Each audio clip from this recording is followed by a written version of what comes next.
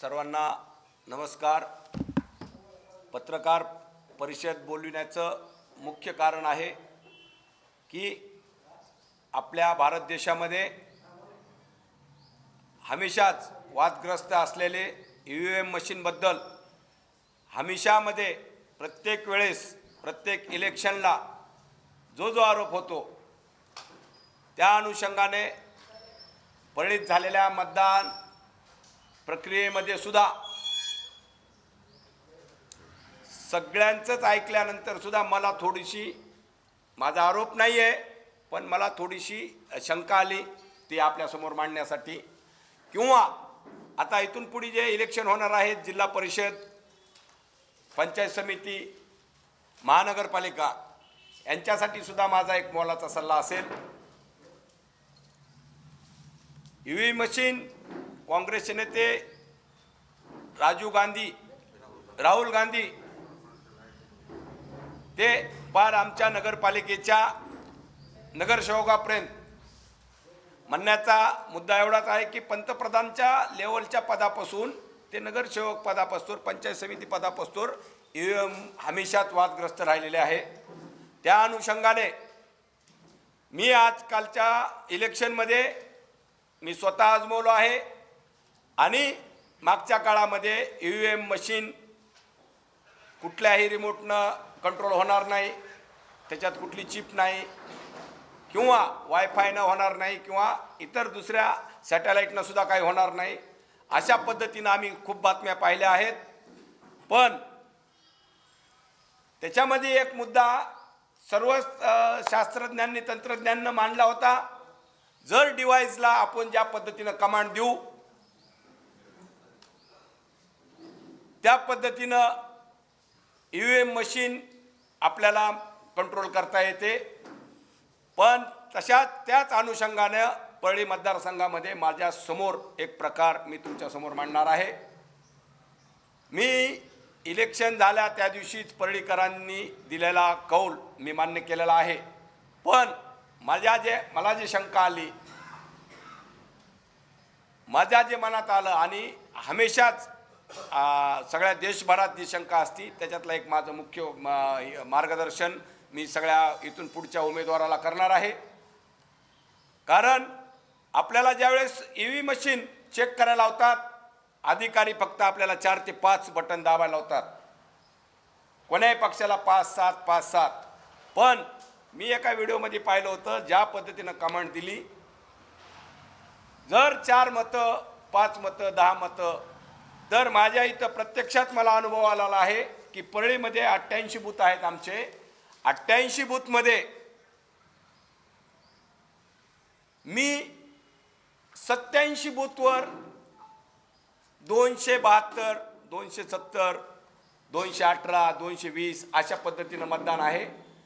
फक्त स्पेशल नगराध्यक्षाचं ते हे होतं, मशीन होती, मतदान करायचं बॅलेट पेपर होता फक्त नगराध्यक्षाचा, आणि त्यामध्ये 300च्या पुढे जाऊ नये ह्याची ह्याच्यामध्ये काळजी घेतलेली मला निदर्शनास आलेलं आहे। त्या पद्धतीने डिव्हाइस सेट केलेला असावा। आणि एकच प्रभाग असा आहे 10 नंबर, ज्या मशीनवर बॅलेट पेपरवर फक्त 2 उमेदवार होते, नगराध्यक्ष प्लस 1 उमेदवार त्याच्यात ॲड केलेला होता। त्याच्यामुळं त्या ठिकाणी हे उघडं पडलेलं मला जाणवलं आहे। आणि हे प्रभाग जे आहे, जे आत्ता जे उमेदवार नगराध्यक्ष पदाचे होते ते म्हणतात की आमचे खूप उपकार आहेत तिथं किंवा आम्ही फुकट प्लॉट दिले, हे अशा वस्ती त्यांच्या आहेत। त्या ठिकाणी खरं म्हणलं तर त्यांना मतदान जास्त पडायला पाहिजे। माझा तिथं कुठेही जास्त संपर्क नसताना सुद्धा त्या ठिकाणी त्यांना कमी मतदान पडलं आणि मला जास्त पडलं। त्याचं कारण की फक्त त्या ठिकाणी त्यांना जी सेटिंग करायची होती किंवा ते डिव्हाइस जे करायचं होतं तिथं करता आलं नाही, कारण ह्या 2 मशिनी तिथं होत्या।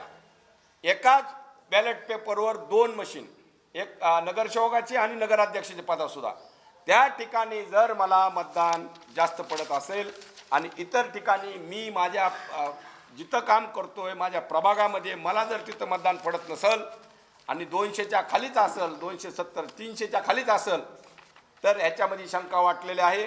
कारण आम्ही ज्यावेळेस चेक केलं मशीन त्यावेळेस आम्ही प्रत्येक शात 2 3 4 5 पर्यंत जास्तीत जास्त 50 पस्तोर कोणी गेला असेल, पण आम्ही 5-6 मशीन चेक केल्या. ज्यावेळेस तुतारीला बटन दाबलं त्यावेळेस तुतारीला पडत होतं. असं 5 वेळेस केलं आम्ही, पाहून चेक केलं. पण इथं शंका आहे की ह्यांनी जे ॲडजस्ट केलं आहे ते 300च्या 270च्या पुढे 72च्या पुढे जर मतदान एखाद्या मशीनला 272 जर डिव्हाइसला कमांड दिली असेल तर 273 व बटन मतदान हे आपोआप घडीला जात असेल असा माझा हे आहे. आणि हे म्हणजे माझा समज आहे. तर ज्या प्रभागामध्ये ज्या परळीमध्ये प्रत्येक बूथवर 270 72 73च्या खालीच आम्ही असू आणि समोरचा उमेदवार घडीचा प्रत्येक बूथवर 300च्या पुढे लीड असेल तर हे शंका घेण्याचंच कारण आहे. आणि एकाच ठिकाणी जिथं 2 उमेदवार उभे आहेत एकाच बॅलेट पेपरवर 2 मशीनवर, त्या ठिकाणी खूप मोठी शंका आहे. कारण तिथं मतदान पडलं आहे बघा 260 आणि मला पडले 342. मी कसा इथंच 300वर गेलो, हे खूप मोठा हे आहे. कारण फक्त इथं 2 मशीन तिथं त्यांना डिव्हाइसला कमांड देता आली नसेल आणि बाकीच्या 88 पैकी 87ला मी कुठंही माझ्या प्रभागात नाही किंवा परळीतल्या कुठल्याही भागात 87 बूथवर मी 270 272 285 300 तर कुठंच नाही आहे. हे एक मोठे हे आहे. म्हणून मी इथून पुढच्या माझ्या कारवाया असतील मी ह्या संदर्भामध्ये हायकोर्टामध्ये मागणी करणार आहे. परत निवडणूक अधिकारी निवडणूक निर्णय अधिकाऱ्याकडं ही सुद्धा मागणी करणार आहे आणि उच्च न्यायालयामध्ये सुद्धा मी जाणार आहे. कारण मला त्यांनी न्याय देण्यासाठी मला ज्या मशीन आहेत त्या मला 300च्या पुढी बटन दाबायचा आणि मला चेक करण्याचा अधिकार द्यावा. आणि मी ह्याच्यासाठी इलेक्शन कमिशनरला बी पत्र देणार आहे, निवडणूक अधिकाऱ्याला सुद्धा. तोपर्यंत ह्या पेट्याला कुठली छेडछाड करू नये. सर्व हे फायदा पूर्ण देशाला सुद्धा होऊ शकतो. कारण जे आत्तापासून हे राहिलं होतं चेकिंग केल्या शासनानं आणि कोर्टानं, हे असा कधीच 200च्या पुढे कोणीही चेक केलं नाही, 300च्या पुढे कोणी केलं नाही.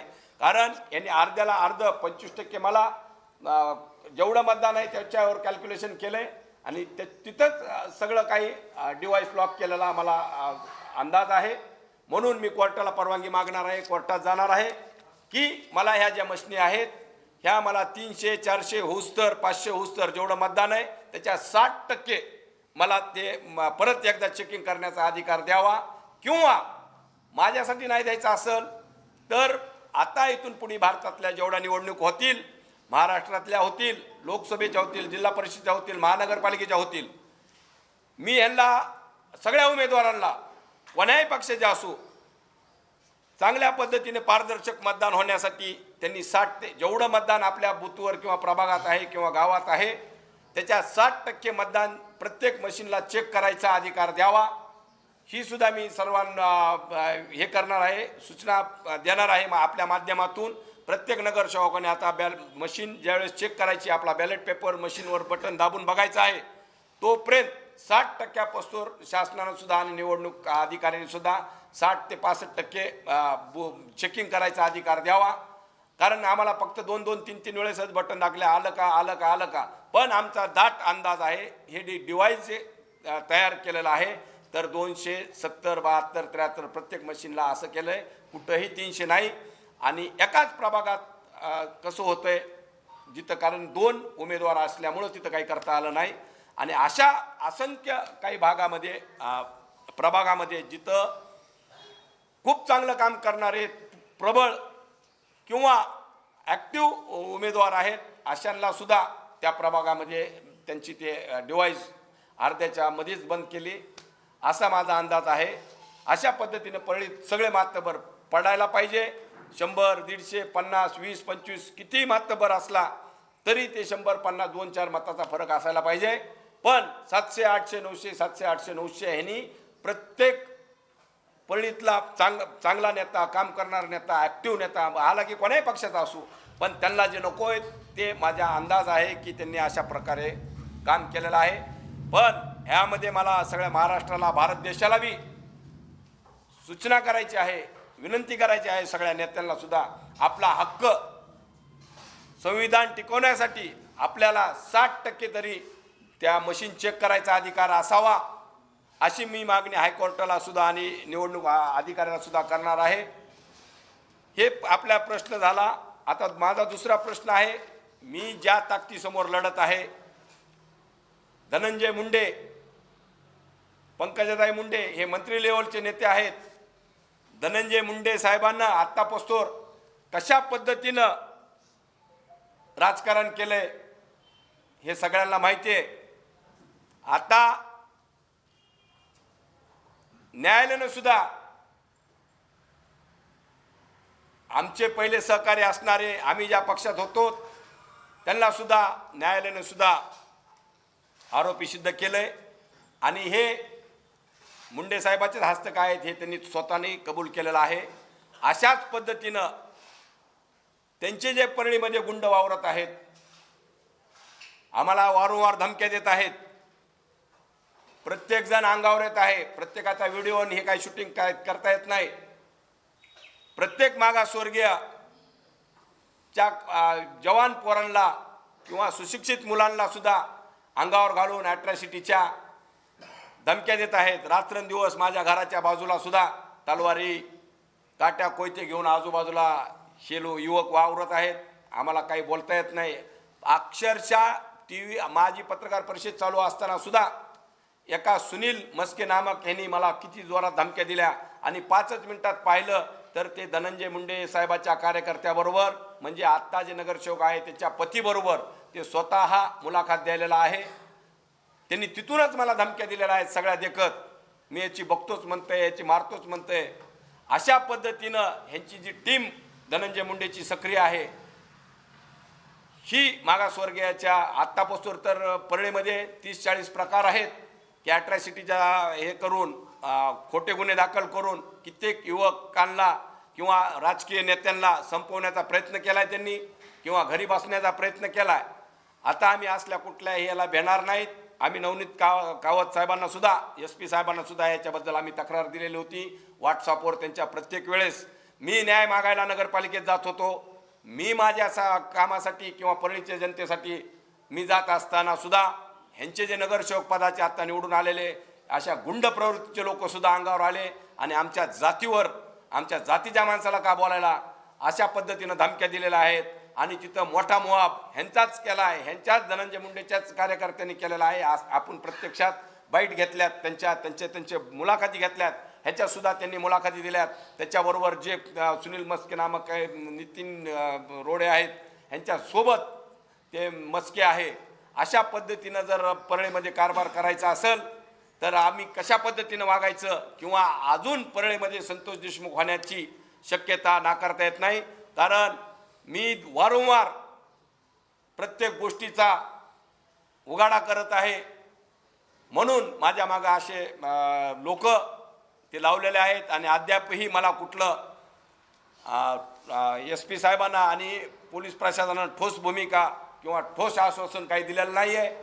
ह्यांचे रोज तुम्ही चॅटिंग किंवा फेसबुक लाईव्ह बघितलं, कुत्रं डुक्कर ह्याची चप्पी करतो, ह्याची बघायची आली, अशा पद्धतीनं ओपन त्यांनी स्वतःच्या नावासहित त्यांनी टाकलेलं आहे, प्रसिद्धी दिलेली आहे. म्हणून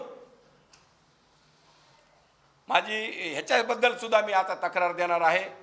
आणि ते सुनील नामक जे व्यक्ती आहे ते भैया धर्माधिकारी बरोबर 24 तास असतो आणि त्याचेच ते एवढा शातीर आहे. आत्तापासूनच्या मी मागच्या मुलाखतीत सांगितलं होतं ह्याची नार्को टेस्ट करायची करा, ती म्हणते माझी नार्को टेस्ट करा. तुझी नार्को टेस्ट नाही, पोलिसने एकदा 2 रट्टे दिले का तू 2 मिनिटात सांगतोस काय काय झालं, तुझ्या बँकेतून कुठून पैसे गेले, तू कसं कसं वागतोस, आणि तू शांत, तू कूल स्वभावाचा लोकांना दाखवतोस, पण तुझ्यामध्ये किती आग आहे ही सगळ्या महाराष्ट्राला माहिती, कारण तुझ्या सोबत जे लोक मला तुझ्या समोर धमकी देऊ लागले, ह्याच्या समोर आज बी पत्रकार माध्यमांना त्यांनी मुलाखत दिलेल्या आहेत. अशा पद्धतीनं जर परळीमध्ये ते राजकारण करीत असतील तर आम्हाला सुद्धा कुठंतरी काहीतरी विचार करावा लागेल. जातीवादी लोकांना समोर करून दंगली भडकवायच्या यांच्या कारस्थान असतात. आम्ही त्यांच्यासोबत राहिलो. काय कशा पद्धतीनं धनंजय मुंडे त्यांच्या कार्यकर्त्याला शिकवण असती आणि कशा पद्धतीनं परळी शहरामध्ये गुंडगिरी फैलवत असतात. गुटखा माफिया आहेत, राख माफिया आहेत, वाळू माफिया निर्माण केलेल्या आहेत. परळीतले टेंडर माफिया सुद्धा, मुरुम माफिया सुद्धा असे यांनी डोंगराचे डोंगर बगर परवान्याचे फोडून खाल्लेले आहेत. परळीतल्या जागा सुद्धा तुम्ही प्रत्यक्षात पाहिल्या आहेत. प्रत्यक्षात नदीच्या जागा सुद्धा यांनी रजिस्ट्र्या करून दिल्या आहेत आमच्या बापाची म्हणून. मी तुम्हाला त्याचे पुरावे सुद्धा देणार आहे. हे नगरपालिकेचे विषय मी करल. पण ज्या अशा पद्धतीनं दादागिरी धमक्या हे ते चालू आहेत, नंबर 2चे धंदे चालू आहेत. ठीक आहे, आमच्याकडे नगरपालिका नसेल पण आम्ही त्याच्यावर लक्ष देऊ. पण नगरपालिका सोडून परळीतले इतर खूप प्रश्न आहेत, जे की राशन माफिया आहेत, जे की त्यांचे समर्थक आहेत. तहसीलमध्ये खूप काही समस्या आहेत, खूप काही भूमाफिया आहेत. ह्याच्यावर सुद्धा आम्ही लक्ष ठेवणार आहोत. त्याच्याशिवाय ह्यांचे बारीक सारीक जे सोर्स आहेत कमवायचे, ह्याच्यावर सुद्धा सर्व परळीकरांनी आणि आमची टीम वॉच ठेवणार आहे. ह्याचे नंबर 2चे धंदे, ह्यांचे चोरून लपून आणलेल्या बोगस दारूच्या कंपन्या, हे सुद्धा आम्ही याचे सुद्धा पर्दाफाश लवकरात लवकर करणार आहोत. परळीमध्ये खूप ठिकाणी तुम्हाला मी म्हणलो 12, 1 आणि 11 ह्या मताच्या संख्येवर कळतंय तिथं बोगस झालेत का नाही. आम्ही वारंवार मागणी केली आहे निवडणूक अधिकाऱ्यांना, पण त्यांनी 4 दिवसामध्ये आम्ही मागणी केल्यानंतर त्यांनी ती थांबवून त्यांनी आम्हाला CCTV फुटेज दाखवायला पाहिजे होतं नियमानं. त्यांनी कुठलीही कारवाई न करता डायरेक्ट पेट्या फोडल्यात. आम्ही त्या CCTVची मागणी केली होती की तिथं फेरमतदान घ्यावं लागेल, बघा, परत एकदा बघा, पण त्यांनी कुठलीही ते कॅमेरे बंद आहेत का चालू आहेत हे सुद्धा त्यांनी दाखवलं नाही. अशा पद्धतीनं जर परळीतील निवडणूक अधिकारी हमेशा वादात असणारे हे निवडणूक अधिकारी लाटकर साहेब हे प्रत्येक वेळेस वादाच्या भोवऱ्यात आहेत आणि नाही ते कांड करायला ते सुद्धा जबाबदार आहेत.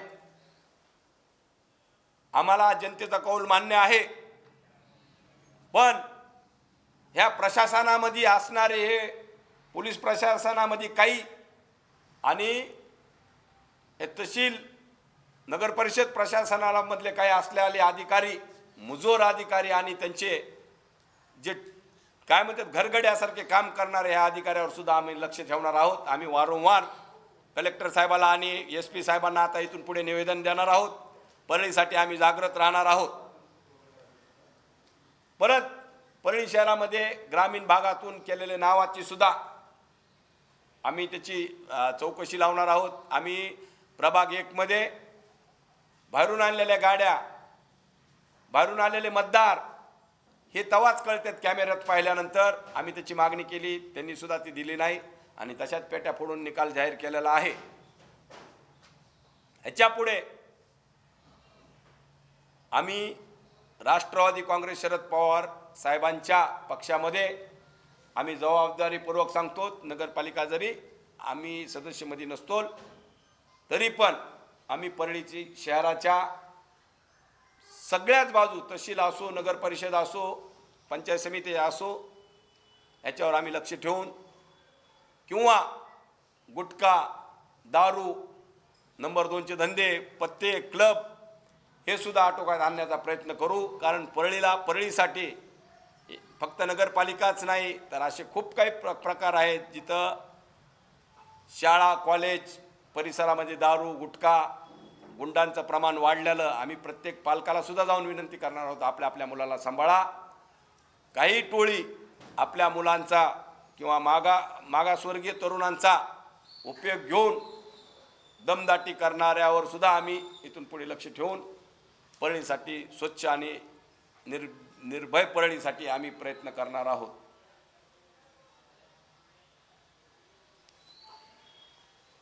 आम्ही अजून एक विषय सगळ्यात मोठा आहे की आम्ही शासनाला एक विनंती करणार आहोत. जमलं तर शासनानं बॅलेट पेपरवर परळीचं एकदा परत मतदान घ्यावं.